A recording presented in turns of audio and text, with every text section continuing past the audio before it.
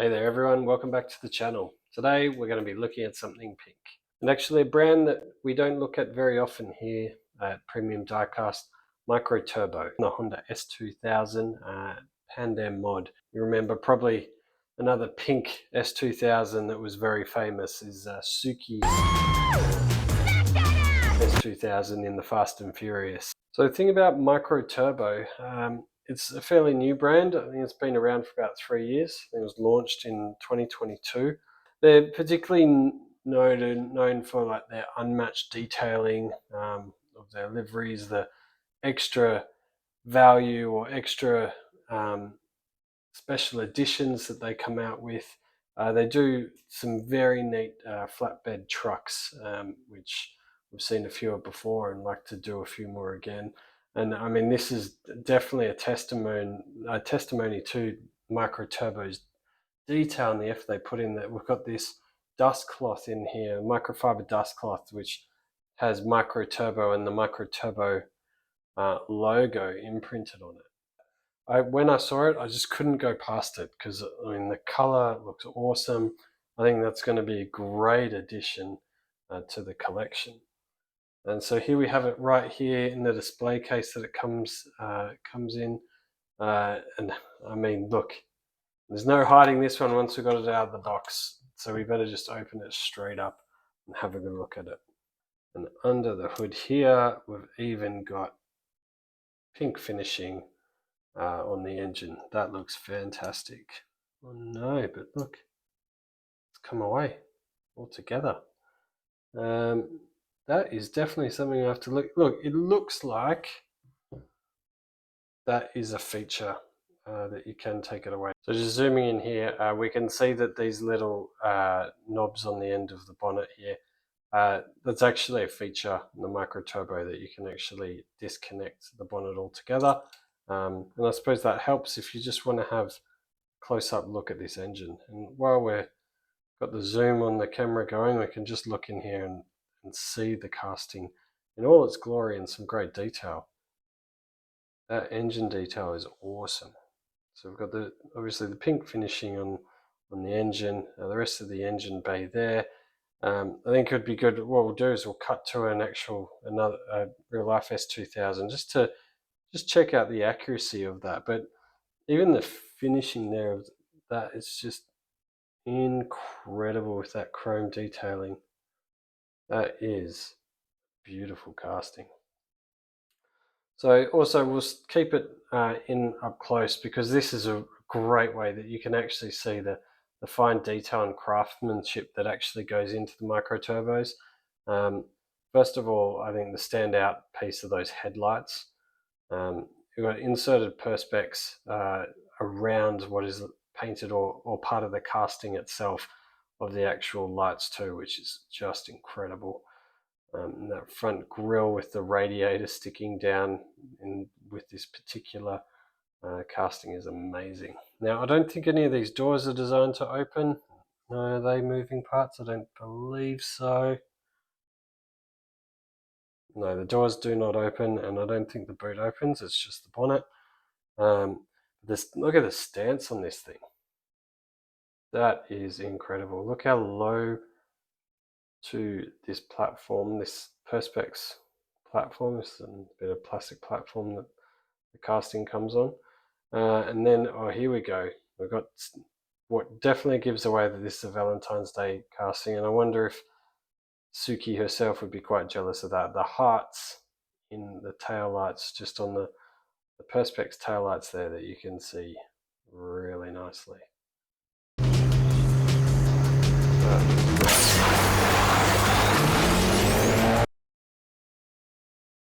Look at that. But yeah, I just thought the color was awesome. I think that's actually going to look really great in a diorama as well. Coming into the detail, we've got the white rims, which I don't think there would have been a better option to use on this one. And then the interiors, the bucket seats, continuing that pink and white theme the whole way throughout. And definitely what I do like about this, and you don't see it very often, is a rear view mirror in the actual car itself. that is a detail that is often left out in most castings. And then extra points with the side mirrors, and also using a reflective coating there as well. I mean, the level of detail that has gone into this is just incredible. And then you can even come in deeper here. Now that we'll see if we can get a bit closer for you, because I mean, the detail on this steering wheel and this console is just next level. I don't think I've seen anything like this before. I'm just going to have to hold it very still so we're in focus for you. Get that right. Wow, look at that. I mean, you can almost see the grills of the air conditioning units, and even the tachometer in there, the speedo. That is next level. And the detail on that steering wheel is incredible.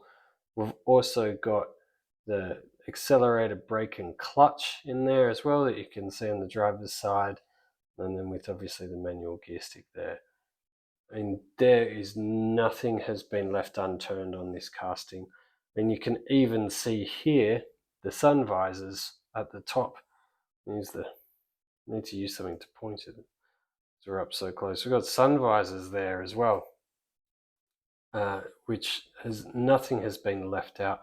And then obviously this rear windshield windbreak as well. I mean, it would have just been so easy for the guys at MicroTurbo just to not even bother with this level of detail, because it is just so fine. And there you've got the air conditioning unit there. There's even the passenger side airbag as well that comes through. I mean, that is just incredible. When you're talking about detail, you cannot fault this casting at all. I would dare say there probably isn't another S2000 out there that looks anything like this. And even that special edition Fast and Furious S2000, Suki's S2000, I know that was an NFT and a casting that Mattel and Hot Wheels actually made as part of their NFT Garage series, and there's no way in the world that would have had anywhere near the detail that this has. That is just incredible. Look at that.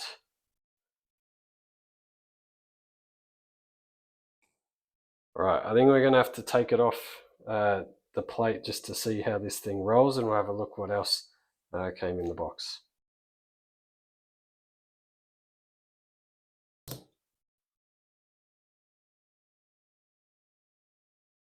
I think I've got to get out a bit of glue. I'm going to glue it on myself. There we go. We have the Pandem, Rocket Bunny, S2000, Valentine's Day special in pink. But yes, it wouldn't be premium diecast if we don't take this off and give this a roll. It'd actually be interesting if this thing moves at all. Look at that. Is that magnetic? Maybe that is cool. Here I am trying to work out that rear spoiler. Look, that is upside down. It's not coming off. So these must be tiny magnets that just sit on the casting. That is very cool. Look at that how's that for a surprise? Here I thought, oh, we've got a bit of a dud, but then that happens. Okay, so we've got a little switch here. What is this? I'm gonna have to go get my screwdriver, I reckon. Yeah, I think so. I've got to get my screwdriver. We've got a screw in there. I've got to take out. I've got no idea what that is because I want to look at the underside of this thing now, because I reckon they haven't spared anything on this, and I reckon the underside of this casting looks awesome as well. Let's find out. Give me a minute. Okay, so here we are, back with a screwdriver. Let's take this off. Let's check it out. What do we have in store on the underside of this casting? So just a bit more about MicroTurbo while we're doing this. Look, the brand itself, it competes with Mini GT, Inno 64, probably more on the Inno 64 scale, because they are quite a bit more expensive.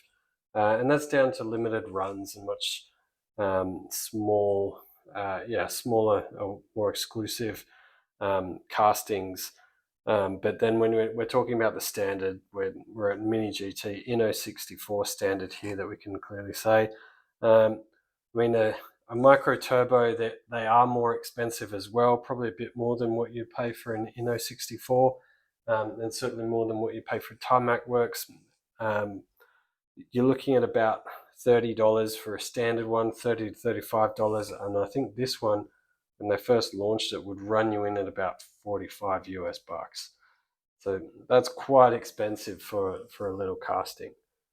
But anyway, I mean, you can see that this is what, this is what you get when you're spending a few extra bucks on your model cars. All right, so we've got it off the plate now. Let's have a look underneath. Obviously, we're going to have a screw hole on the other side, but then here we go. We're not disappointed when it comes to that detailing there of the drive shaft. Wow, look at that. And the rear axles, there's axle details. Having a look at the wheel spin just while we're here.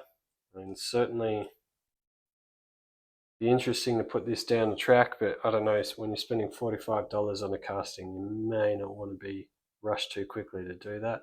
But that chrome finishing there, that looks fantastic. So that's all part of the engine work in there. So you can see that they actually make the engine piece itself separately before they add it into the die cast or the casting of it. And so that's why you're getting such great detail, and that looks incredible. Right, let's give this a little roll. Let's see what happens. We're putting our magnetic wing on. So we're going to zoom out again all the way, and let's see how we roll along with a MicroTurbo. I'm not expecting amazing things because of just the stance of it, and I can also actually just feel there's a little bit of a bounce actually. You can feel that it's actually hitting something as it rolls along. I don't think that this particular casting is made for racing. It's not a premium casting in terms of playability, that's for sure, but otherwise everything else is premium. And I think you can sort of see there that's part of your issue, that you got the engine bay sits down a bit too low just on where the stance of these wheels are. And so that's why we're not getting such a smooth roll when they're coming along. We're getting quite a bit of noise as well. And that's not going to run forever. That's not a Hot Wheels premium. Just take the rear wing off for a second. I'll just give it a push. Yeah, I mean, I gave that a real push and that didn't really go anywhere. But hey, look, we've changed the position of where the rear wing is. But aside from playability, so I think definitely if you're looking at scoring it, you score 10 out of 10 for detail. I'd probably turn it way up to 11. 11 out of 10 for detail on this casting. It is incredible. Playability though isn't quite there. Obviously, the other thing that regular watchers of the channel know, that definitely something that we like to look at when we're considering is a casting premium or not, aside from the great detail and finishing that we're seeing here and the side mirrors and whatnot, is a 1 to 64 scale, because it is something that is important to a lot of collectors, and I think it's important that your casting is consistent, your collection is consistent in terms of the size of the castings. And so what we do is we actually look at the measurements and determine whether or not it is true to scale, which is definitely a big factor. So your standard S2000 is 4.13 or 14 meters long, and so what we'll do is we'll get the calipers out here, and we'll be very gentle because these are metallic, and we will measure, and then we'll do the calculation, and we'll work out, are we true to scale. So let's just take a look. We'll start from the bottom because that's where the leading edge is. So coming up here, I'm getting a reading of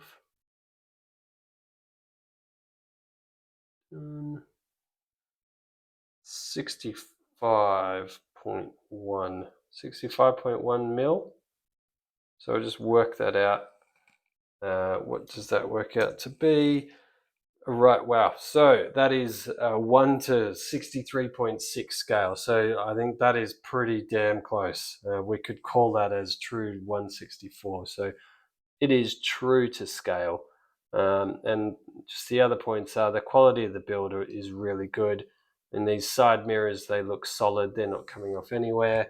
Let us know what your thoughts are, guys. I think the color is cool. It's certainly, I don't really have any other pink cars in my collection.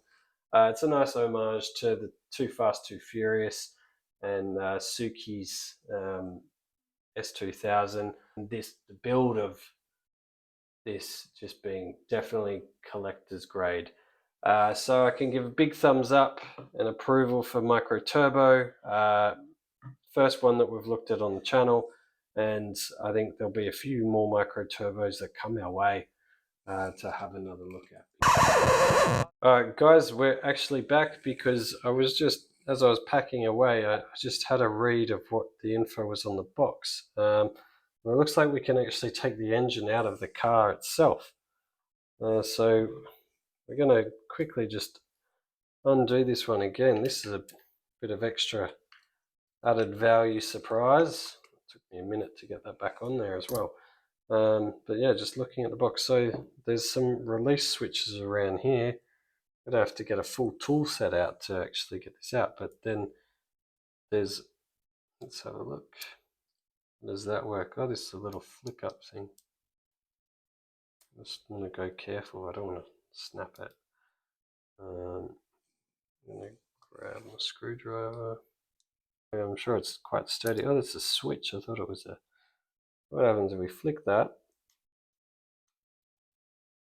There's a little button here which I can't really see. And then that helps you open up the boot.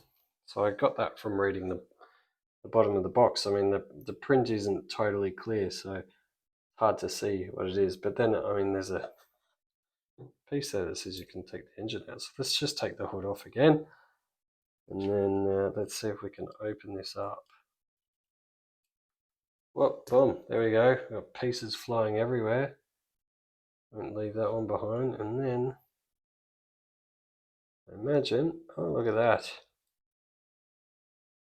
Wow, check that out. A bit of extra added value in terms of what you're getting for your $45 casting is detachable engine, and then you get all that detail there in that engine. That is awesome. I don't think there are many castings out there where you can actually do that. So again, before we leave you, let us know as we try and put this back together as well, what you think of this casting. Is it worth it? Is it worth the $45 odd that you would have spent to get this? I think I probably benefited. I don't think I probably would have bought it if it was $45 or if I knew I was spending $45 on it. I think I have a feeling that it was because it's well and truly after Valentine's Day that I got it on a decent discount. But then I do remember though, it was not cheap. I've definitely bought way cheaper premium diecast before. So I guess that is definitely a takeaway and a consideration is it worth the extra money for what you get for that extra bit of detail? Probably the answer is perhaps if it's a very special casting for you. Maybe that's what is actually going to warrant, the extra spend. Or if you're buying it for a gift on Valentine's Day. Who knows, you can convert your significant other to a premium diecast collector if you probably bought this for them. All right, I'll see you guys later. Thanks again. Bye.